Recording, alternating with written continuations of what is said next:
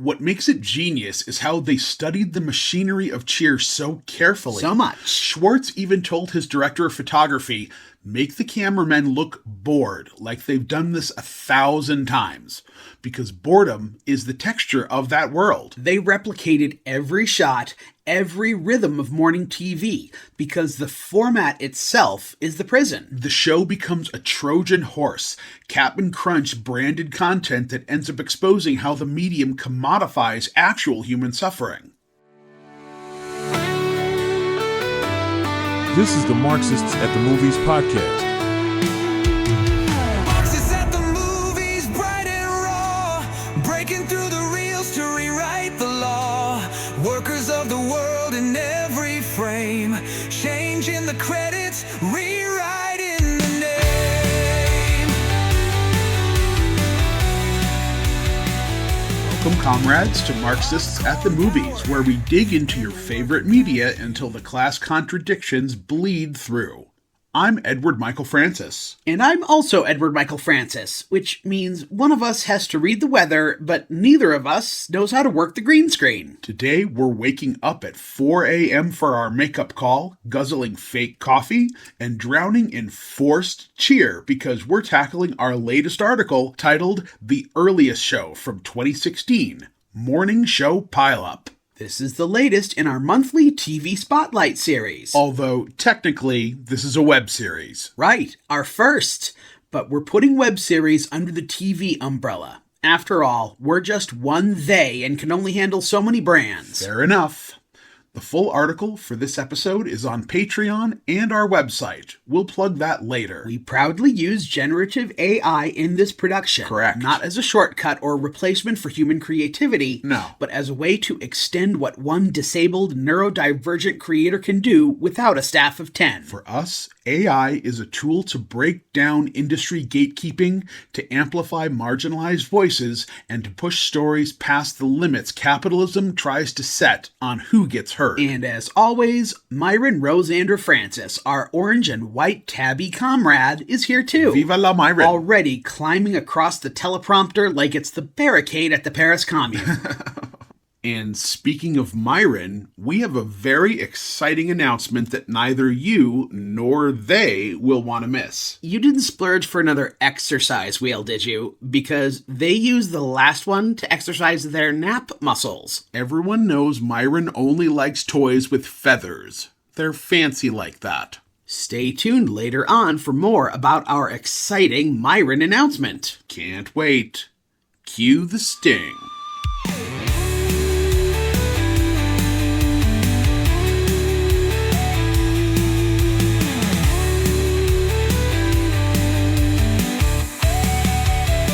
Before we dive in, let's be clear. This series is short, chaotic, and way too fun to spoil politely, so we're not doing the bourgeois version of a spoiler alert. Spoiler warnings are capitalist bull hockey created to perpetuate artificial scarcity. Ugh. If you don't vibe with that, this ain't your space. Thanks for the attention. So, the earliest show. On the surface, it looks like just another morning show parody. But what it's really skewering is the entire culture of synthetic optimism. Yeah, because morning TV is basically a smile factory. The fake wellness hacks, the endless cooking spots. The birthday shout-outs to grandmas who are allegedly 200 years old. It's all ritualized comfort designed to keep you docile before your commute. Exactly. It's a pacifier. Wrap the world's sharp edges in enough bright lights and cheerful banter, and you can sell anything. Including the idea that everything's fine if you just keep watching. But the earliest show says, what if the mask shattered? What if your favorite anchor had a meltdown live on air? Divorce papers in one hand, spatula in the other while someone's flipping pancakes in the background. Like, what if Al Roker showed up to work mid-Coke binge? Or what if Katie Couric came on topless? Yikes! Yikes is right. And that's where Ben Schwartz and Lauren Lapkus come in. Right. They take that grinning, polished facade and flood it with grief, improv chaos, and absolute absurdity until the whole sunny set comes crashing down into a spectacular pileup. Now let's talk improv. Okay. Because the earliest show only works if the people inside the chaos know how to dance with it. Right. Ben Schwartz comes straight out of the Upright Citizens Brigade in New York. Nice. Interned his way through comedy royalty. Before he was Clyde Oberholt on House of Lies or the unforgettable John Ralphio on Parks and Rec, Ben Schwartz honed his craft with some real showbiz legends. Amy Poehler, Tina Fey, Seth Meyers, all those folks. He said he loves walking on stage with nothing, creating together in the moment, and letting it vanish forever like magic smoke. And Lauren Lapkus is UCB royalty in her own right.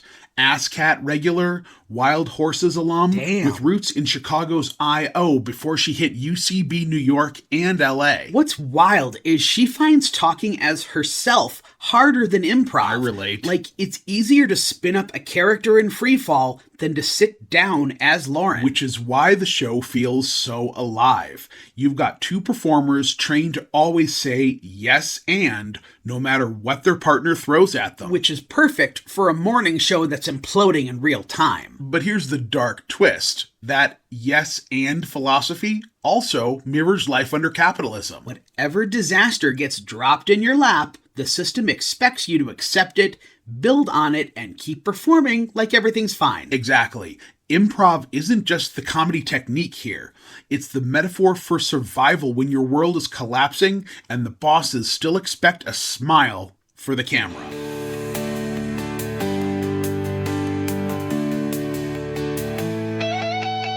Okay, so let's rewind to the beginning.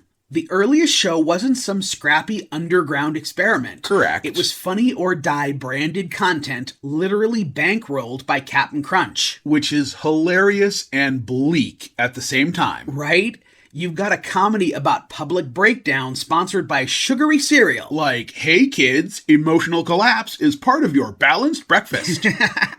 The whole origin story is very Ben Schwartz, though. He's shooting in London. Funny or Die calls, says, "We want a talk show spoof. Captain Crunch is footing the bill." And he immediately flips it. What if it's the earliest show? And what if I get dumped in episode 1 so every episode after is just grief on camera? And Lauren Lapkus as the co-host who has to keep the cheery facade going no matter how awful he gets. Because that's exactly what morning shows are. Smile through the apocalypse, sell the recipe, cut to the tampon commercial. What makes it genius is how they studied the machinery of cheer so carefully. So much. Schwartz even told his director of photography, make the cameramen look bored, like they've done this 1,000 times. Because boredom is the texture of that world. They replicated every shot, every rhythm of morning TV, because the format itself is the prison. The show becomes a Trojan horse, Captain Crunch branded content that ends up exposing how the medium commodifies actual human suffering. And because it's a comedy friend network, you've got Thomas Middleditch, Reggie Watts, Pedro Pascal, Jane Levy, even NBA legend Reggie Miller dropping in. But even that shows how friendship gets consumed by the content machine the second a camera's on. Here's the core engine of the earliest show. Oh, yeah? It runs on the Kübler-Ross stages of grief. Samantha even calls it out in episode 2, but the real magic is how improv makes those stages unavoidable. Right. Denial doesn't look clean here. It shows up as manic overcompensation. Josh blasts fake enthusiasm like his life depends on it. He even shows up in the tux meant for his wedding. Like, nope, nothing to see here, just casual formal wear at 6 in the morning. Or in the makeover outfit from the previous day's segment like he slept in it. And the coffee cup full of booze. And the constant phone calls to Emily, even in between lines. It gets so bad that her friends start tweeting the show live, telling him to leave her alone. Anger comes right after. He turns interviews into personal attacks. At one point, he curls up like a baby on Thomas Middleditch's lap. Bargaining is even sadder. The big gestures, the desperate on-air appeals to win Emily back, improving a desperate message to Emily with Reggie Watts. Meanwhile, Samantha's stuck doing corporate damage control, trying to keep the vibe light and fun so the advertisers don't panic. And in the background, you've got producer Mark. It's never clear how much thinking he's really doing. For him, is this career suicide or ratings gold? Then depression hits. Josh can barely string words together. Samantha's carrying whole segments solo, pouring unpaid emotional labor into keeping the show upright. By the time we reach acceptance, Josh is calmer, but the show itself is unrecognizable. It's not morning TV anymore. It's a public diary of grief. More like a diary of bad free licensed music. But seriously though, that's the loop. He can't process privately, so the grief becomes content and the trauma becomes tomorrow's episode. The system eats his breakdown and sells it back to the audience. That's late-stage capitalism, baby. Even your suffering gets monetized. We'll be right back. Each flickers with a revolutionary beam. The heroes rise from the factory floor, challenging the scripts and demanding more. Welcome back. Let's talk about Emily, played by Jessica Mraz, because she's the show's most devastating reality check. Okay. She only appears in the first and last episode, but her presence detonates everything. Quite right. When she rejects Josh's on-air proposal, it isn't just a breakup. It shows that the same manic, performative energy he pours into Twitter segments is the same thing he brings to his relationships. There's no private Josh, only the morning host mask. And Emily becomes the mirror that exposes his real pathology. Ouch. He's not heartbroken because he lost love. He's heartbroken because he never knew what love was in the first place. He's literally engineered for the medium, perfectly calibrated to capitalism's demand for nonstop cheer, incapable of authentic connection outside of the show. And when she reappears at the end, the question is brutal. Has Josh actually healed? Or is this just another act, another performance of acceptance because that's what the stage directions of morning television demand? Emily is the one genuine thread, the chance for real intimacy. And Josh just can't touch it. Which makes the whole thing tragic comic. Indeed. The only time reality enters the set, it's unrecognizable to the host.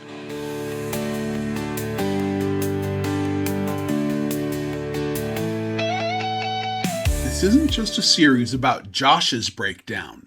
The supporting cast are the machinery that keeps the circus going, turning his suffering into profit. Let's start with Mark the producer, Joe Hartzler. He's management incarnate, pathetic, fragmented, and still somehow in charge. He's got this crush on Samantha that never lands because workplace hierarchies poison everything. And he can't even remember how many kids he has. Which is perfect, right? Capitalism splits you into so many roles, you can't keep track of your own life. And that squat he does whenever he thinks too hard. Oh, a physical metaphor, literally shrinking under pressure while still keeping the machine running. Then there's Katie Veal, Yes. Betsy Sidaro's unhinged fitness guru. Her segment is all wellness buzzwords and relentless positivity, until it comes out she's homeless, living in someone's closet, and adapting workouts to tight spaces. It's grotesque and brilliant. Wellness culture as gig economy performance art. And Sidaro pushes it further, repeating every line back as a question until the whole segment derails into glorious nonsense. It's the perfect satire of how survival gets wrapped up as self-care content, even when someone's literally houseless. Chef Tommy, Eugene Cordero, keeps the production line going with Cooking with Chef Tommy. He's all about churning out recipes tied back to Captain Crunch, because the sponsor is the real boss here. And the cruelest part?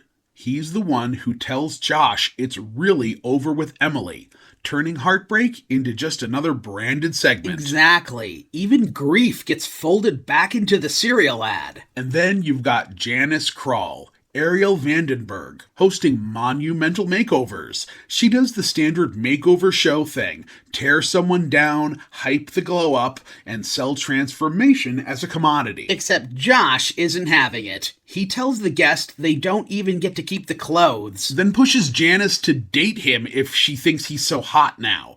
She refuses, and the whole charade crumbles. And suddenly you see makeover culture for what it is, manufactured inadequacy with no payoff. Taken together, these side characters aren't just comic relief. Not at all. They're the infrastructure that makes sure Josh's collapse never interrupts the content flow. They keep the lights on, the cereal boxes in frame, and the breakdown profitable. Alright, comrades, here's where we do the shameless plug because even revolutionaries need to pay rent. But before we do the regular Patreon thing, a special Myron announcement. Praise Satan and pass the popcorn. Alright, folks, you asked for it, you begged us for it, and so now we're bringing you Myron merch. Yes, that's right, folks. New design starring your favorite feline, Myron Rosander Francis. We're starting with t-shirts, but we hope to expand soon. Do you have designs on my cat? Well, so do we. You can visit cinemarchmedia.com/Myron merch. That's MYRONMERCH right now and make your pre-orders on 4 brand new full-color Myron Revolutionary t-shirts. We have to get a minimum of 5 for any one design, but we will notify everyone as soon as we have a big enough pre-order. Be sure to check out Myron as Che Guevara. That one's my favorite. Okay, back to your regularly scheduled Patreon plug. If you want early access to articles, news, and full deep dives, hit up patreon.com/Cinemarchmedia. $6 gets you early access to the writing, the essays, and the news updates before anyone else. $10 unlocks early audio drops and the bonus content. You know, those side episodes where we spiral even harder and somehow drag capitalism into everything, even cat food commercials. And of course, both tiers come with surprise cameos from Myron Rosander Francis, our orange and white tabby comrade who's been plotting the downfall of bourgeois furniture design from his perch all episode. Also be sure to look us up on YouTube, TikTok, Spotify, and everywhere else you get your podcasts. You can also find everything at www.cinemarchmedia.com, including both podcasts, The Marching Revolution and Marxists at the Movies, because, yes, we contain multitudes. Your support keeps the work going, keeps the lights on, and keeps Myron's tail twitching like a morning show host on their 10th cup. Visit today.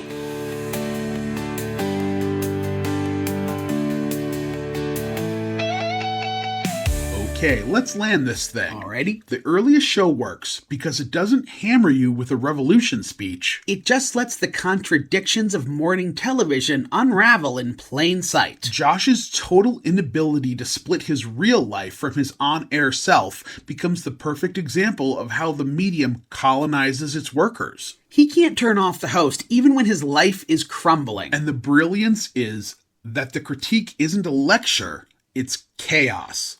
The improv format makes denial, anger, and grief impossible to hide, so the system indicts itself. Which is maybe the sharpest point. Even when comedians are riffing freely, their spontaneity exposes the truth. Yes. Late-stage capitalism doesn't just demand authenticity, it packages it, sells it, and reabsorbs it as content. Also, quick side note, don't sleep on the earliest show outtake video. Hell no. There's over an hour of them, and honestly, some are funnier than what made the final cut. Which just proves the point. When the system cracks, the chaos that leaks out is often the most truthful part. So, let's call it hammer and sickle time.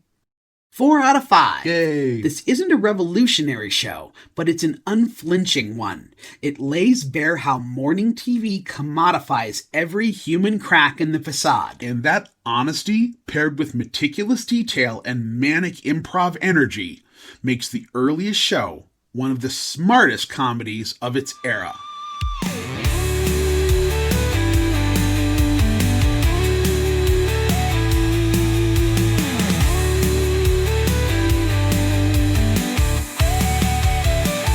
So, what did we learn today? We learned that Captain Crunch is the real boss of morning television, and high dental bills are as key to the American dream as apple pie. We learned that fitness influencers can live in closets and still try to sell you overpriced gear. We learned that makeover culture is basically just negging with wardrobe changes. And we learned that if your girlfriend dumps you live on air, the only ethical response is to turn it into a 6-episode web series. On the deeper level, though, this show proves that the mask of optimism in American media is paper thin. Truth. One crack, and the whole system shows itself for what it is. Commodified emotion sold back to us as spectacle. That's the takeaway. Comedy doesn't need to announce revolution. Nope. It just needs to show the system operating until its absurdity becomes undeniable. You can find us at patreon.com/Cinemarchmedia or www.cinemarchmedia.com. Your support keeps the cat fed and the revolution caffeinated. And be sure to look us up on TikTok, YouTube, Spotify, and everywhere else you get your audio content. This is Marxists at the Movies. Bye. Scene opens, white lights dim down low. Thank you for listening to the Marxists at the Movies podcast. Cinema whispers Don't where forget to like truths and can comment. grow. From shadows deep and screens ignite, the proletariat comes alive tonight.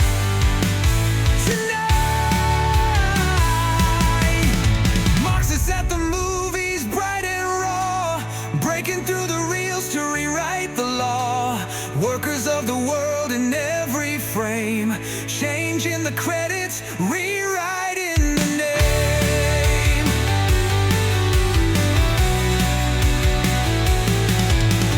Popcorn power and the working class dream. Each flickers with a revolutionary beam. The heroes rise from the factory floor, challenging the scripts and demanding more.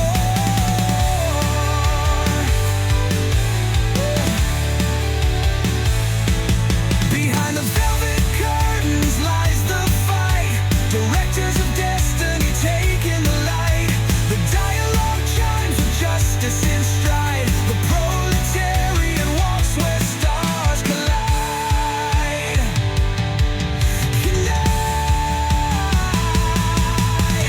Marxists at the movies, bright and raw, breaking through the reels to rewrite the law. Workers of the world in every frame, changing the credits, rewriting the name. Blockbusters topple in an epic Copyright 2025, Cinemarch Media.